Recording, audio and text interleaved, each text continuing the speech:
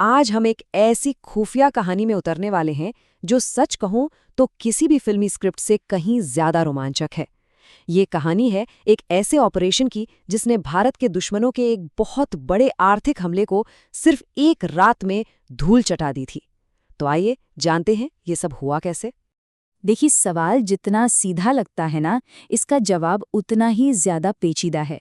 ये एक ऐसी साजिश थी जिसमें अंडरवर्ल्ड, आतंकी संगठन और हाँ, एक पड़ोसी देश की खुफिया एजेंसी सब एक साथ मिलकर काम कर रहे थे। और इस साजिश का जवाब था एक ऐसा गुप्त ऑपरेशन जिसकी किसी को कानो कान खबर तक नहीं हुई। जी हाँ, 60,000 करोड़ रुपए। रकम इतनी बड़ी थी। सोचिए, इतने सारे नकली नोट भारतीय बाजार में आने ही वाले थे, और अगर ऐसा हो जाता तो हमारी अर्थव्यवस्था सच में तबाह हो सकती थी। पर यह सिर्फ पैसे की बात नहीं थी, ये पैसा आतंकवाद की आग में घी डालने वाला था। तो सवाल उठता है कि इस पूरी साजिश के पीछे था कौन? देखिए, कोई एक अकेला खिलाड़ी नहीं था, बल्कि एक पूरा का पूरा नेटवर्क था। और इन सबका मकसद सिर्फ एक, भारत को किसी भी तरह अस्थिर करना। इस नेटवर्क में ना हर खिलाड़ी का रोल बिल्कुल साफ था। आईएसआई का मेजर इकबाल इसका मास्टरमाइंड था। दाऊद पैसा और स्ट्रैटेजी दे रहा था। खनानी ब्रदर्स का काम था नोट छापना। और भारत के अंदर इस जहर को फैलाने की जिम्मेदारी थी अतीक अहमद की। सब कुछ बिल्कुल तय था। वैसे ये उनकी कोई पहली कोशिश नहीं थी। सूत्रों की माने तो 2014 के चुनावों से ठीक पहले भी 11,000 करोड़ रुपए के नकली नोटों से बाजार को हिलाने की कोशिश हुई थी, जो नाकाम रही। लेकिन 2014 में नरेंद्र मोदी के प्रधानमंत्री बनने के बाद उन्होंने एक और भी बड़ा और ज्यादा खतरनाक प्लान बनाया। इस बार मकसद सिर्फ अर्थव्यवस्था को चोट पहुंचाना नहीं था, बल्कि हिंसा फैलाना भी था। और जब इस खतरनाक साजिश की खबर भारत के राष्ट्रीय सुरक्षा सलाहकार यानी अजित डोभाल तक पहुंची, तो उन्होंने एक ऐसा जवाबी प्लान तैयार किया जो दुश्मनों की सोच से भी 2 कदम आगे था। पता है, जैसे ही डोभाल को इस प्लान के बारे में पता चला, उनका सबसे पहला और सबसे जरूरी सवाल बस यही था।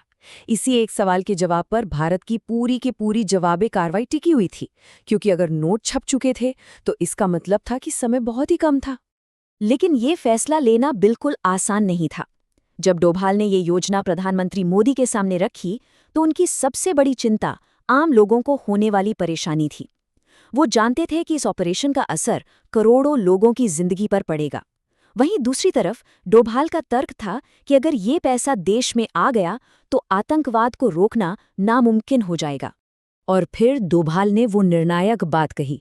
उन्होंने कन्फर्म किया कि सर, नोट सिर्फ छपने वाले नहीं हैं, बल्कि वो छप चुके हैं और भारत में घुसने के लिए बिल्कुल तैयार हैं। बस इसी एक लाइन ने स्थिति की गंभीरता सबको समझा दी। ये अब सिर्फ अर्थव्यवस्था का सवाल नहीं था, ये सीधे सीधे देश की सुरक्षा का सवाल बन चुका था। अब कहानी का रुख एक ऐसे गुमनाम हीरो की तरफ मुड़ता है जिसके बिना ये ऑपरेशन शायद कभी कामयाब ही नहीं हो सकता था। एक भारतीय जासूस जो दुश्मन के गढ़ में उनके बीच बैठा था। सोर्स के मुताबिक इस जासूस का नाम था मेजर शोभित शर्मा, जो कई सालों से पाकिस्तान में उन्हीं लोगों के बीच रह रहे थे। वो खनानी ब्रदर्स और मेजर इकबाल के इतने करीब आ चुके थे कि वो लोग उन्हें पूरी तरह से अपना आदमी समझने लगे थे। और यही उनकी सबसे बड़ी ताकत थी। तो जब दिल्ली से ये कंफर्म करने का आदेश आया कि नोट छपे हैं या नहीं, मेजर शर्मा ने एक बहुत ही चालाक योजना बनाई। उन्होंने सबसे पहले मेजर इकबाल और खनानी ब्रदर्स के मन में ये शक डाल दिया कि नेपाल का पुराना रास्ता अब सेफ नहीं है। और फिर उन्होंने एक नया, ज्यादा सुरक्षित रास्ता सुझाने का ऑफर दिया। और ये प्लान काम कर गया।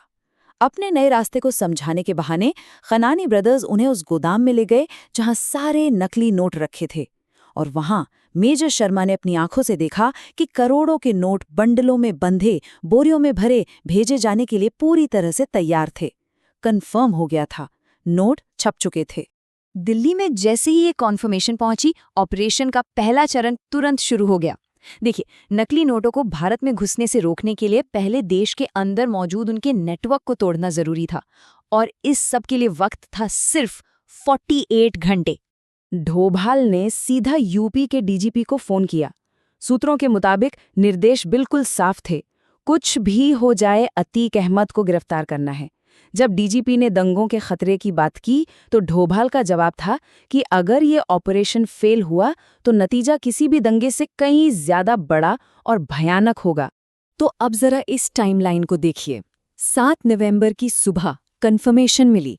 उसी रात यूपी एसटीएफ को मिशन के बारे में बताया गया और टारगेट था 9 नवंबर की सुबह 4 बजे, ठीक वही वक्त जब नोटों की पहली खेप भारत में घुसने वाली थी। वक्त बहुत तेजी से हाथ से निकल रहा था। और फिर आया वो दिन, 8 नवंबर। एक ही समय पर 3 अलग-अलग शहरों में इस पूरी कहानी का क्लाइमैक्स लिखा जा रहा था। एक तरफ इस्लामाबाद में खनानी के गोदाम के बाहर नोटों से भरे ट्रक रवाना होने के लिए तैयार खड़े थे। हर कोई बस एक इशारे का इंतजार कर रहा था ताकि वो भारत की तरफ निकल पड़े। दूसरी तरफ ठीक उसी वक्त उत्तर प्रदेश में स्पेशल टास्क फोर्स की टीमें सादे कपड़ों में अपना काम कर रही थीं और लोकेशन कंफर्म होते ही उन्होंने अतीक अहमद को धर दबोचा।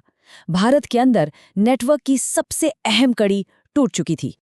और इन सब से हजारों किलोमीटर दूर नई दिल्ली में प्रधानमंत्री कार्यालय के एक बंद कमरे में आखिरी और सबसे बड़ा फैसला लिया जा रहा था, इस पूरी साजिश पर अंतिम प्रहार करने का फैसला।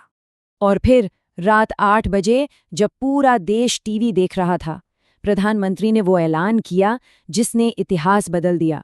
और बस उसी एक पल में इस्लामाबाद में खड़े उन ट्रकों में लदे वो 60,000 करोड़ रुपए महज कागज के टुकड़े बनकर रह गए। इस ऐलान का असर फौरन हुआ।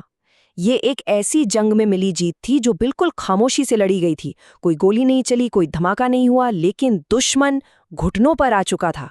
जरा उस सीन की कल्पना कीजिए।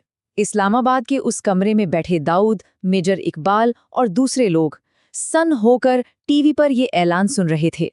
उनकी सालों की मेहनत, उनका पूरा का पूरा प्लान, उनकी वो दौलत, सब कुछ एक ही झटके में खत्म हो गया था।